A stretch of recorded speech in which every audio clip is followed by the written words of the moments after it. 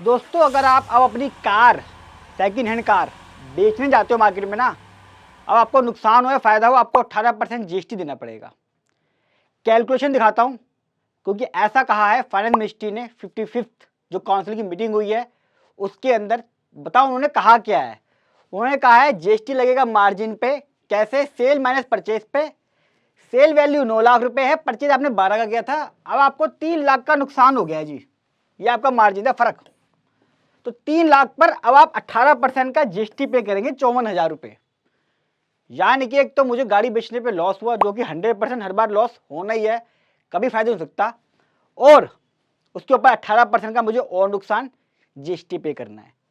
18% GST लगा दिया है। जो 55th की जीएसटी काउंसिल मीटिंग हुई है, जितने भी इलेक्ट्रिक व्हीकल थे और दूसरे वालों पे भी, क्योंकि पहले ईवी पे पूरी वैल्यू पे था, अब उसको भी मार्जिन पे ले आए जिसके अंदर लॉस भी इंक्लूड है।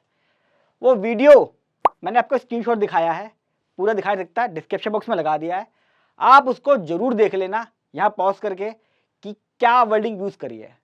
अब इसके ऊपर बहुत ज़्यादा सोशल मीडिया में हंगामा मचा, लोग कह रहे हैं, अलग अलग एजुकेटर अलग अलग कहानी बना रहे हैं। मुझे समझ नहीं आया, आप यूट्यूबर हो ठीक है, आप फाइनेंशियल एजुकेटर हो ठीक है, आप जीएसटी के एक्सपर्ट हो ठीक है, आप लॉ क्यों नहीं पढ़ते भाई? बोलने से क्या होता है, लॉ में लिखा होता है ना। अब मैं आपको बताता हूँ क्या है, थोड़ा एग्जांपल दूंगा लॉ के साथ, प्रैक्टिकली बताऊंगा आपको मैं। और थोड़ा सा हमेशा कहता हूँ, दुनिया का इकलौता प्रैक्टिकल चैनल है, फर्स्ट टाइम हमारे चैनल को सब्सक्राइब कर लेना, अच्छी लगी लाइक और शेयर कर देना। दोस्तों 4 केस बताए मैंने यहाँ पे, सॉरी 3 केस है, हाँ 4 केस ही बताए मैंने यहाँ पे। अगर आप डीलर हो, गाड़ी खरीदते बेचते हो, 18% और 28% का जीएसटी लगता है कार के हिसाब से, आपको इनपुट भी मिलता है, नेट जीएसटी पे करते हो।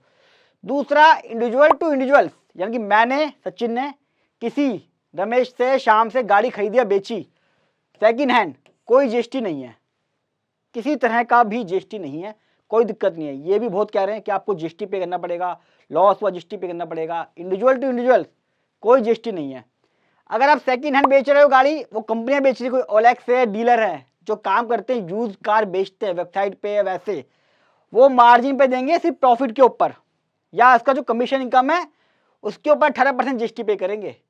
यानी कि मैंने गाड़ी खरीदी, मैं डीलर हूँ, 15 लाख की गाड़ी किसी से खरीद ली, उसको मैंने 16 लाख पे बेच दिया, 1 लाख का फर्क है, ये करूंगा। या 15 लाख रुपए की ली, इस पर मैं 5% कमीशन ले रहा हूँ, तो 75 बना, तो 75 पे जीएसटी चार्ज करूंगा अलग से, बस ये सिस्टम है इस केस में।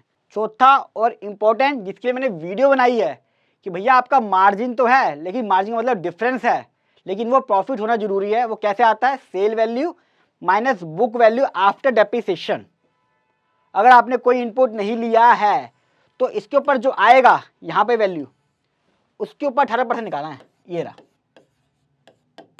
अगर पॉजिटिव है तो पॉजिटिव होगा तो किसी से मल्टीप्लाई कर पाओगे, निगेटिव है तो वो जीरो होगा, और जीरो की मल्टीप्लाई किसी भी परसेंटेज से करोगे वो हमेशा जीरो रहती है। यानी कि जो मैडम जी ने कहा है बिल्कुल गलत है, ऐसा कुछ भी नहीं है। मार्जिन पे नहीं है, प्रॉफिट पर है।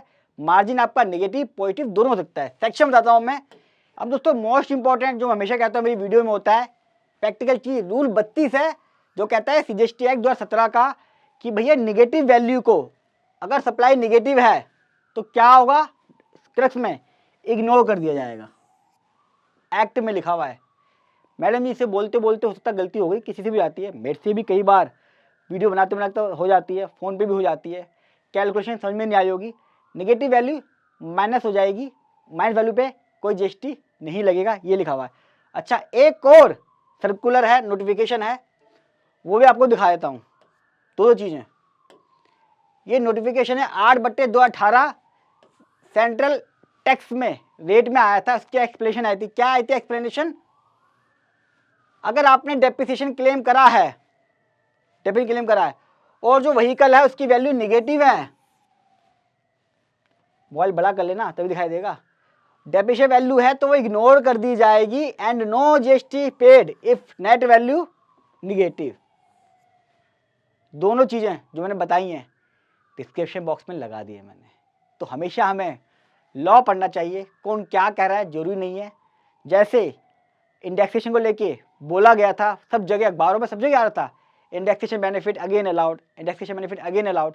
लॉ किसी ने पढ़ा नहीं, आज भी नहीं पढ़ रहे हैं, मेरे से बहस कर रहे हैं, पैसा मुझे क्लिप भेज रहे हैं। अरे एक्ट तो पढ़ो, एक्ट में क्या लिखा है, एक्ट इंपॉर्टेंट है, एक्ट नोटिफिकेशन दोनों में लिखा हुआ है। नेगेटिव वैल्यू को इग्नोर कर दिया जाएगा और कोई भी टैक्स नहीं लगेगा। प्रैक्टिकल वीडियो कैसी लगी कमेंट बॉक्स में जरूर बताइएगा। आशा करता हूँ आपके सारे डाउट क्लियर हो गए होंगे। और डेप्रिशिएबल एसेट्स के ऊपर जो कार है या कोई भी यूज आइटम है उसके सिर्फ प्रॉफिट पे ही 18% जीएसटी पे करना है, लॉस होने पे कोई नहीं। आदमी मरे हुए को क्या मारेगा कोई, तो ध्यान रखना है। गलती से निकल गया उसकी कोई वैल्यू नहीं है, अखबारों में भी आ गया है उसकी भी कोई वैल्यू नहीं है। क्लैरिफिकेशन बहुत जल्दी इस पर आ जाएगी, मेरा मानना है। वीडियो बड़ी इंपॉर्टेंट है दोस्तों, लोगों को एक्ट से समझना कैसे है ये मेरी प्रैक्टिकल वीडियो में आपको मिल जाएगा। तो जितना हो सके व्हाट्सअप, फेसबुक सब जगह इसको शेयर करें ताकि लोग ज़्यादा से ज़्यादा इसका बेनिफिट ले सकें। मैं काफ़ी टाइम लगाता हूँ इसमें, आपको सिर्फ 1 सेकंड लगना है वीडियो को फॉलो करने में। कोई क्वेरी हो, सजेशन हो, कोई टॉपिक पे चाहते वीडियो बनाऊँ, कमेंट बॉक्स में लिख दीजिएगा, उसमें भी मैं आपके लिए हमेशा तैयार हूँ। जल्द मिलूंगा अगली वीडियो में, तब तक नमस्कार।